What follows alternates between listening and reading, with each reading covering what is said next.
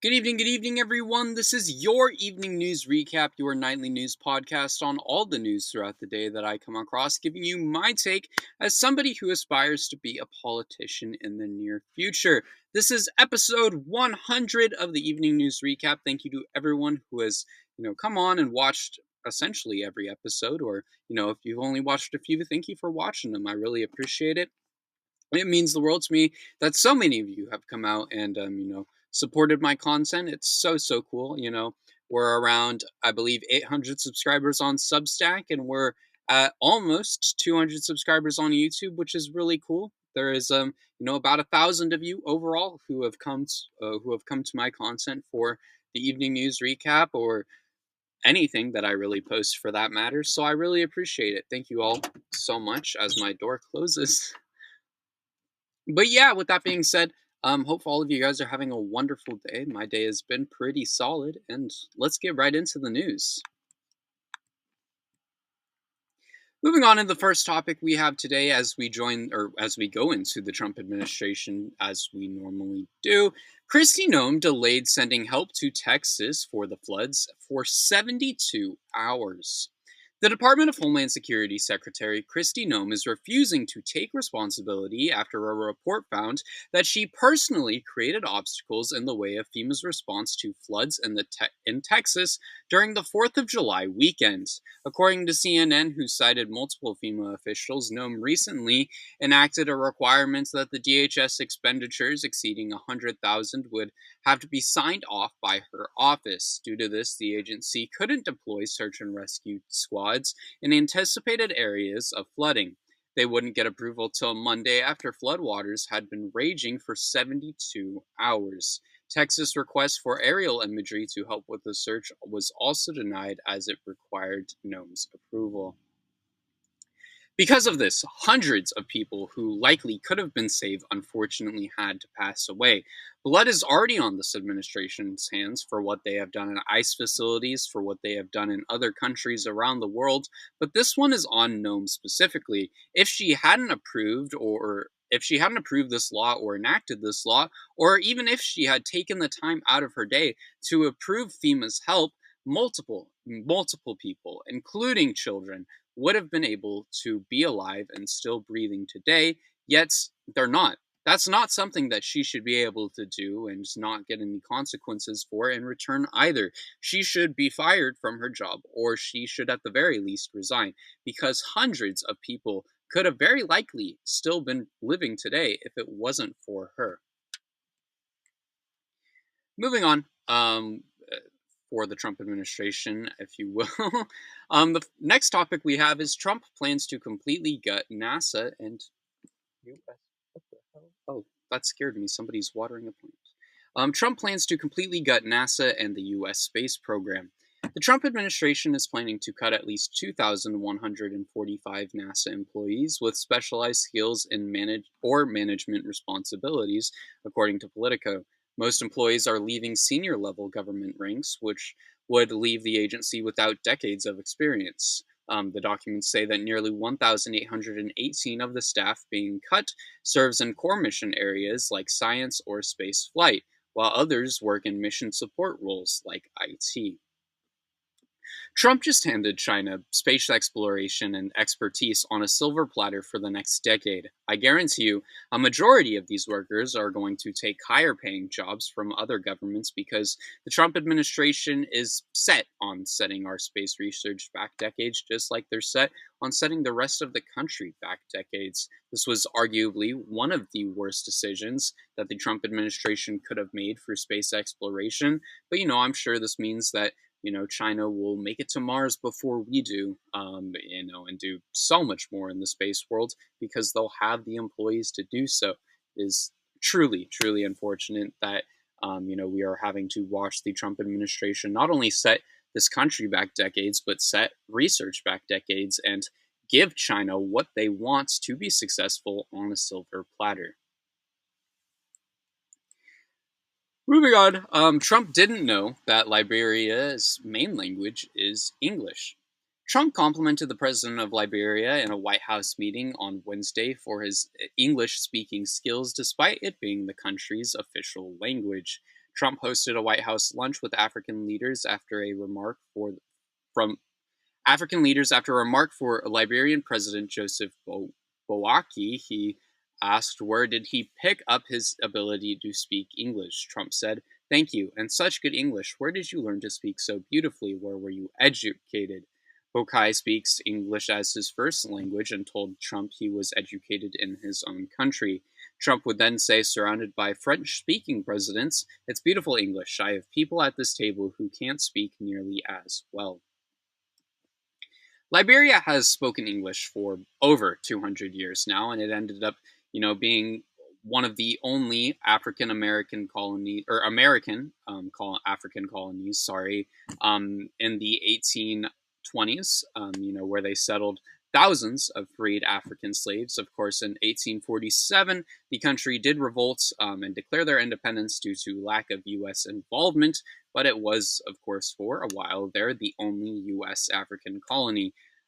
This is wild. So not only was Trump very rude to other leaders which really was a backhanded compliment saying they couldn't speak English as well, but I mean, not to mention, once again, he has shown that he knows nothing about U.S. history. Without a doubt, Trump is an absolute joke. And, the fact that he was president in 2016 and didn't even know that they spoke English in Liberia, which is a country that has very large U.S. ties and connections these days, is honestly insane. Like, you have had to have spoken to people in Liberia before.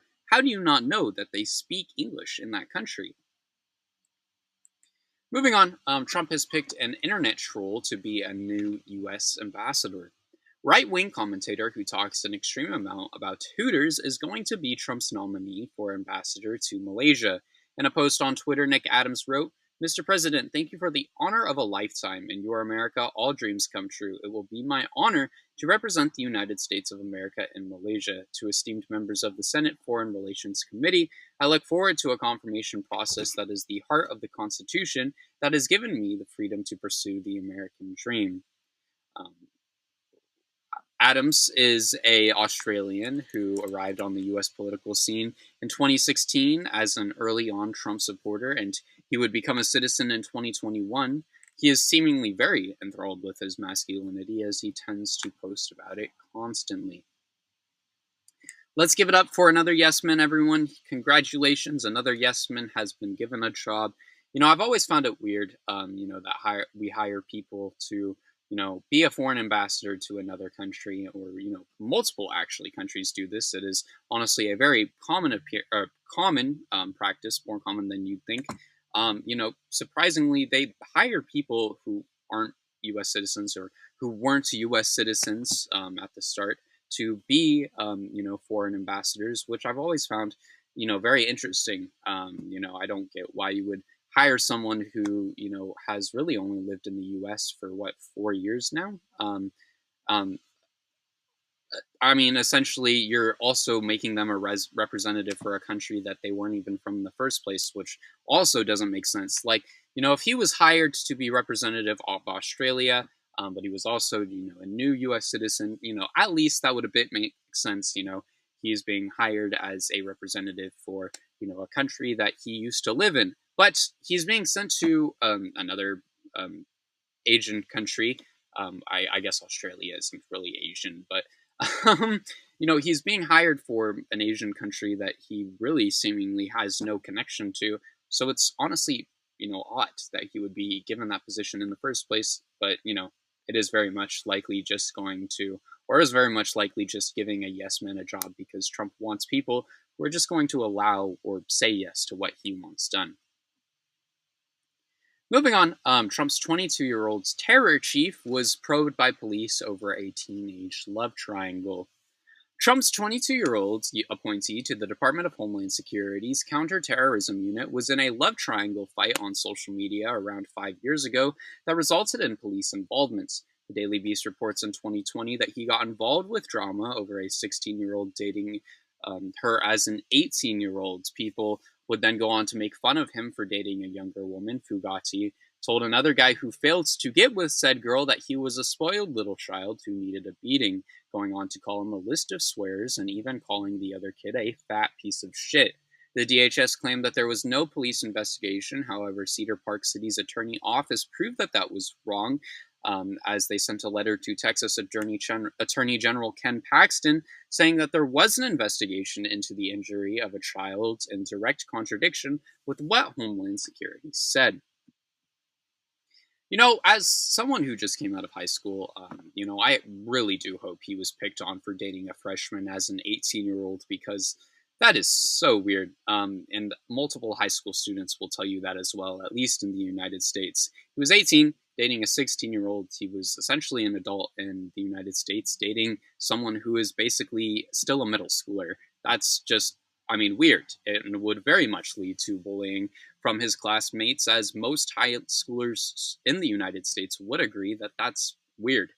He beat up a kid for something that wasn't his fault, and as well as called him names. It is very clear that it wasn't that kid, but it was Fugato himself, who is the spoiled brat who needed a beating, to say the least. Moving right on into our other news segment today, the first one we have, or the first topic we have today, is a judge has blocked Trump's birthright citizenship executive order nationwide. A federal judge has blocked Trump's executive order that would restrict birthright citizenship nationwide. U.S. District Judge Joseph Lafontaine said that the plaintiffs would suffer irreparable harm by being denied birthright citizenship, and he would go on to order a preliminary injunction blocking the Trump's executive order from going into effect, but did give the government 7 days to appeal.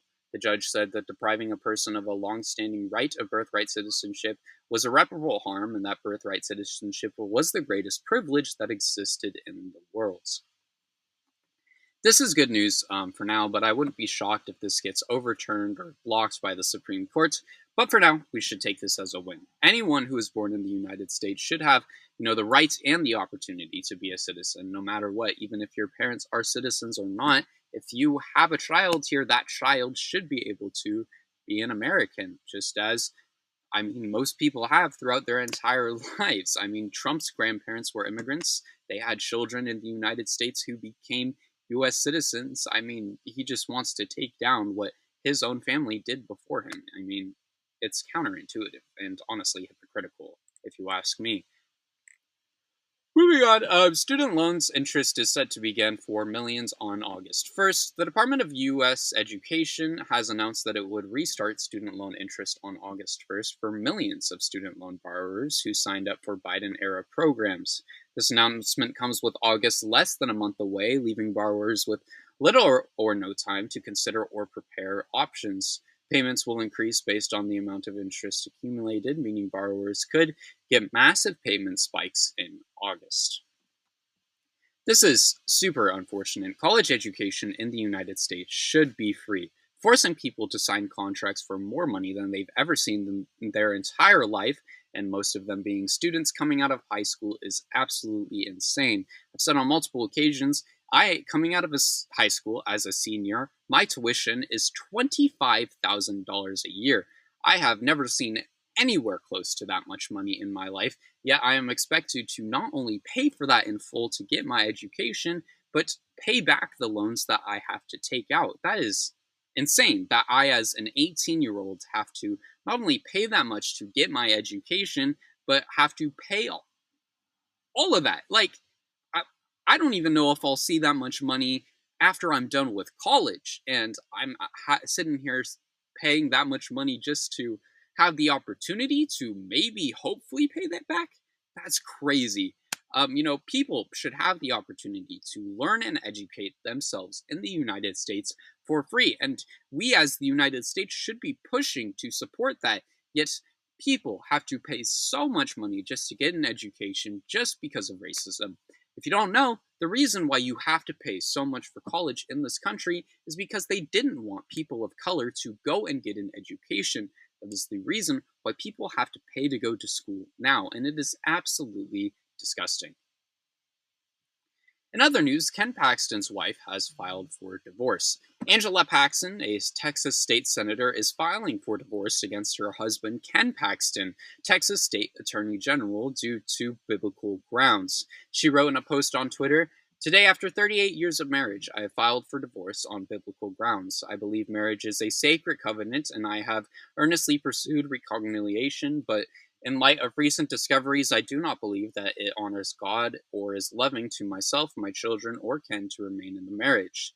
Ken Paxton send the reasoning being political attacks and public scrutiny motivating the reason for their divorce. This is interesting as Republicans are seemingly up in arms about this because they believe it could impact Ken Paxton's election race. I do wonder what she meant by biblical grounds. I wonder maybe someone cheated or something, as that's one of the only sins I believe justifiable by divorce. But, hey, it really isn't my business. I wonder if we see a shift in her politics. I wonder so many things. Things like this are truly very interesting when they happen. Especially when you have two political figures getting a divorce. So it is interesting to say the least, but at the end of the day, it's really none of my business. Moving on for the final topic tonight before we move into the Q&A segment, a Delta jet was stranded overnight on an island in the Atlantic. A Delta jet was experiencing engine problems in what was supposed to be a transatlantic flight, but instead would be forced to land on an island in the middle of an ocean for more than 31 hours. Flight 127 left Madrid on Sunday, heading towards JFK Airport when it diverted to Lajas or Azores due to mechanical issues. Excuse me. Sorry. The plane had 282 flyers and 13 crew members on board, according to Delta, and passengers were accommodated in hotels and provided meals. They would be taken off the island in a new aircraft on Monday. It's good to know that people stayed safe and were still able to return home despite the delay, but I wouldn't complain if I was in that situation. I mean, the Azores are a beautiful island archipelago, and honestly, I would love to go one day. I honestly don't know much about the history behind all the Spanish and Portuguese islands out in the Atlantic. I'm sure it was just a colonization thing. But, a lot of those islands are honestly very beautiful, and I would love to have the opportunity to see some of them, especially the Azores. I was looking at pictures of the islands, and I have looked at pictures before, but I was looking at pictures of the islands while I was doing some research, on this topic, and honestly, the views and the pictures and the photos are so beautiful. I would love to have the opportunity to go. Anyhow, that's wrapping it up for the news today. So if you're just here for the news, whatever, nerd, later. Um, but moving on to our Q&A segment for today, as this is the 100th episode, and I, wanted to do a little Q&A segment for the 100th episode. We have around 3 questions here today. So, thank you to everyone who has submitted questions for the Q&A. I really appreciate it. It means the world to me. And I think this will kind of be, just a normal thing. Every 100 episodes, I'd like to do Q&A. So, keep an eye out for episode 200 if you didn't get to submit a question. If you want to submit one, I think we likely will probably end up doing a Q&A on episode 200 as well. But let's get into the questions. The first one being from Sean. Sean asks, who and what inspired you, or what influence did you have to do what you are doing? It's a great question. Honestly, from a young age, I've been very interested in history and politics to some degree, but mostly history, especially the Napoleonic Wars. World War II was another big one that I got really into.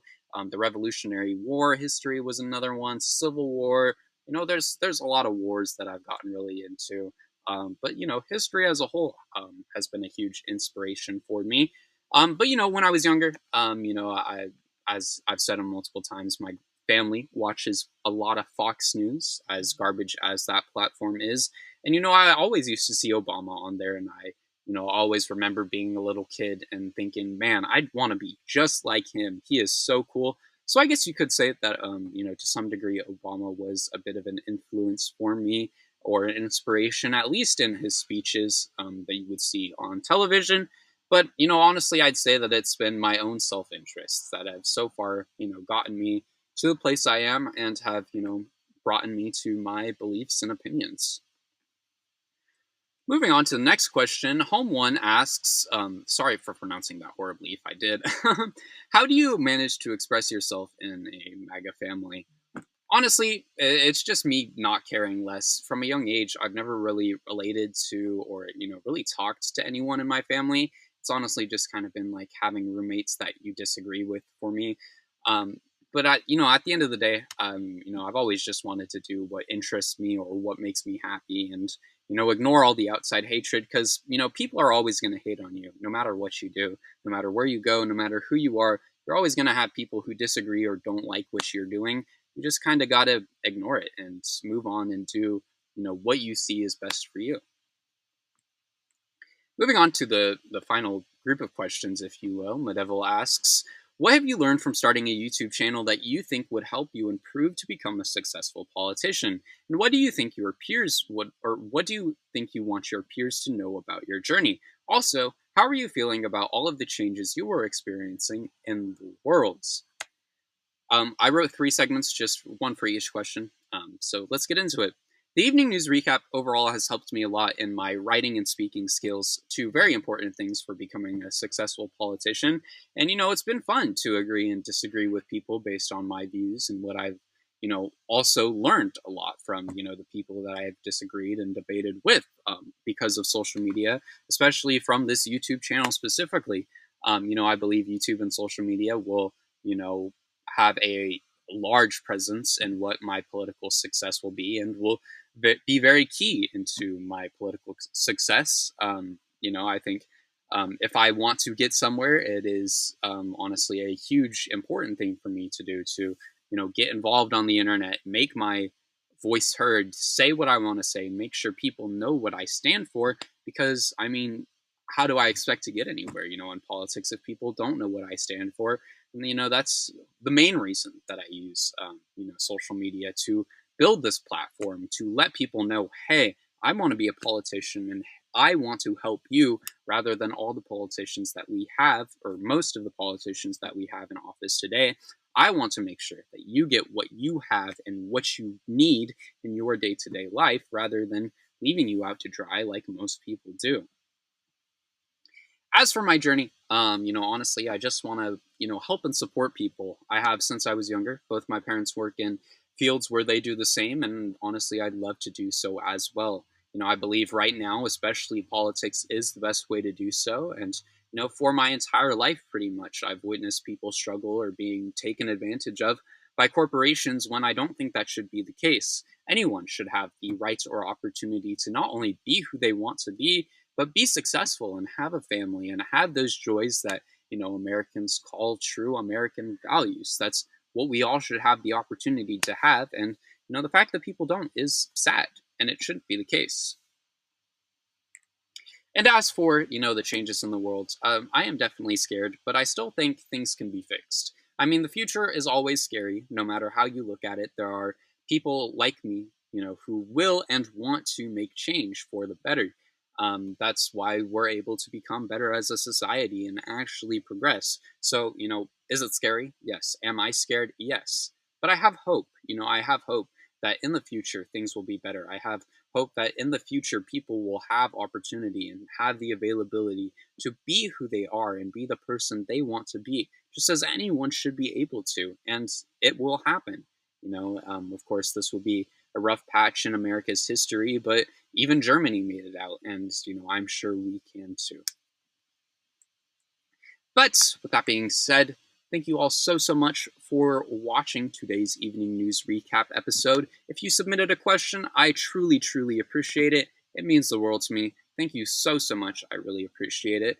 But yeah, with that being said, thank you all so much for watching. If you're on YouTube, please consider subscribing, dropping a like, dropping a comment down below. Let me know your takes on all the news throughout the day. Our goal is 500 subscribers on this YouTube channel, and I would love to hit there or get there before the summer ends. So maybe that will be possible, maybe not. We'll see. If you're on Substack, please consider pledging your support. All funds go to me. They'll help me pay for the things that I'll need to pay for. Or actually, take that back. You don't need to pledge your support anymore because paid subscriptions are now available. So please consider subscribing. All funds go to me. They'll help me pay for the things that I'll need to pay for in college, like clothing and food and all those kinds of things. But if not, you can always subscribe for free. I truly do appreciate all forms of support on this content. It means the world to me.